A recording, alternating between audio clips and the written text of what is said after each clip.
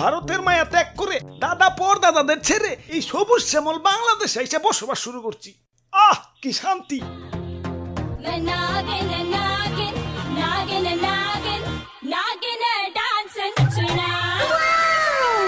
আহ তোমার নাচে সন্তুষ্ট হইয়া তোমারে আমার 101তম বিবি বানাইলাম। যাও বাসর ঘরে অপেক্ষা করো, দুমাইয়া বংশ বিস্তার হবে। হুজুর, বাংলাদেশে আইসা তো সেলিব্রিটি হয়ে গেলাম। আমগো কাছে তো কাঁচা বাদাম হিরো আলম ফেল। নেটে ঢুকলেই খালি আমগো ছবি। কও কি? তাইলে তো আমার একটা ইউটিউব চ্যানেল খোলা দরকার। কিরে রাত সবাই তো ফাঁকা ফাঁকা লাগতেছে কে? সেনাপতি কো?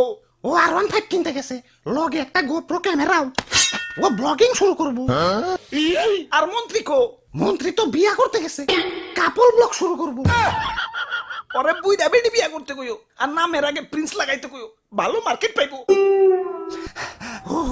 হুজুর, ওই কি হচ্ছে? মাথায় পানি ডালো, পানি ডালো। পানি লাগবো না হুজুর, আমার রাসেল ভাই পাওয়ার এক কূপে আমার রাসেল বইন পার, এক বাড়িতে একে একে আমার রাসেল কাকু পার, মামু পার, জ্যাঠা পার, ফুফু পার, খালু পার, সব আমার চোখের সামনে খুন হয়ে গেল। কোনো মতে জান্ডা নিয়ে পলি আইছি, লেজের মধ্যে এরা বাড়িও খাইছি। দেখেন না লেজটা হুইল্লা গেছে। এত বড় স্পর্ধা আমার রাসেল ভাইপারদের হত্যা করে, ওরে আমি শুলে চড়াবো। এটা তো শুলে আটবো না, এটা তো ছোটখাটো জীব জন্তু না, আস্তা মানুষ। সামান্য মানুষ দিয়ে ভয় পাইলি? ওই যা ওরে কামড় দিয়ে 150 গ্রাম বিষ ডাইলা দিয়ায়, বাপের জন্মে যাতে সুজা না হারাইতে পারে। ওরা তো একজন না, পুরা বাংলাদেশের মানুষ হেইপা গেছে। আমরা তো most wanted criminal.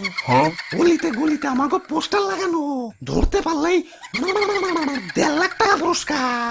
High high, ও কি এতক্ষণে? হুজুর, এইমাত্র খবর পাইলাম মন্ত্রী সাহেব বিয়ার আসরে বউ সুদ্ধা খুন হয়েছে, আর সেনাপতি R15 সহ আটক হয়েছে।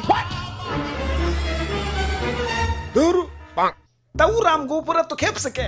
দেশে তো আরো সাপ আছে, অগরতে তো মারে না। সামান্য 150 জনের একটা গ্রুপ নিয়ে বাংলাদেশে আইছি, বংশ বিস্তারই করা পারতাছি না, এর মধ্যে সব শেষ দিয়ে দিতেছে। না এভাবে চলতে থাকলে তো বংশ নির্বংশ হয়ে যাবো। হুজুর, ফেসবুকে ভাইরাল হওয়ার পর থেকে আমাকে মৃত্যুর হারারও বাইরে গেছে। বাংলাদেশের 1.5 বছরের বাচ্চাও এখন আমাকে চিনে। মানুষের সামনে পড়লেই খেল খতম। কি এলাকায় নতুন নাকি? আসো পরিচিত হই, আমি ধরা সাপ। মানুষ আমার তেমন কিছু কয় না, খুব নিশ্চিন্তে জীবন কাটাইতাছি। যাই, খিদা লাগছে, একটা ব্যাং ধরি গে। কিরে ও কি কয়ে গেল? হুজুর, ধরা সাপরে কেউ মারতে চায় না, ও বলা প্রাণী তো মাফ করে দেয়। ওই বুদ্ধি একটা পাইছি, বাইসা থাকতে হইলে ধরা সাপ হইতে হইব। মানে মানে কিছুই না, আমাকে প্লাস্টিক সার্জারি করতে হইব। যাও এটা দক্ষ রুম মিস্ত্রি ডাইকে নিয়ে আহো।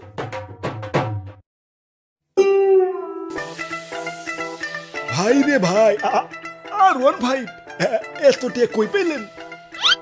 এটা কি?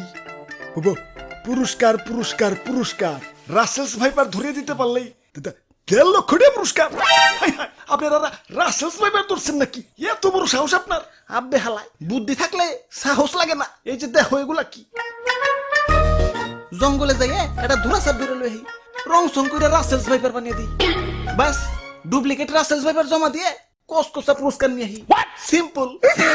বাহ বাহ বাহ, সাবাস সাবাস। ভাই ভাই ভাই, আমার একটা আইফোন কিনতে হইব ভাই, চলেন না ভাই আর একটা ধরা সাপ ধরে নিয়ে আহি। এমন ভাবে রিকোয়েস্ট করতেছো মনে হইতাছে রাসেলস ভাইপার ধরবার কইতাছো। ধরা সাপই তো, লেটস গো।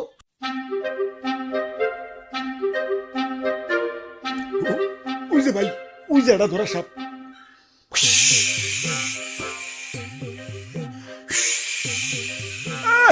সাল নাই কুত্তার বাগানাম হয়েছে ধরা সাপ, আবার ফস ফস করে।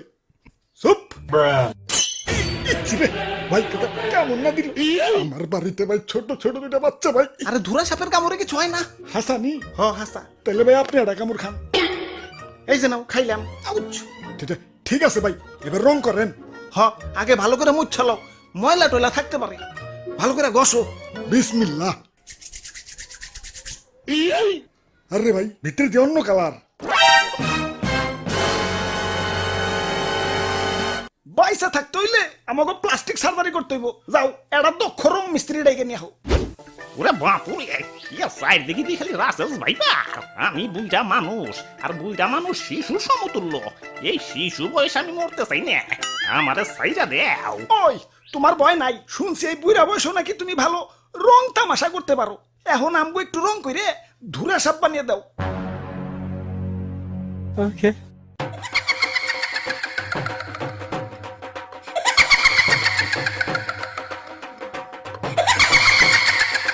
কে কাম হইছে এটা তো ধুরা সাপ না কে রাজানি রং কইরা ধুরা সাপ বানিয়ে দিছে खत्म bye bye tata goodbye गया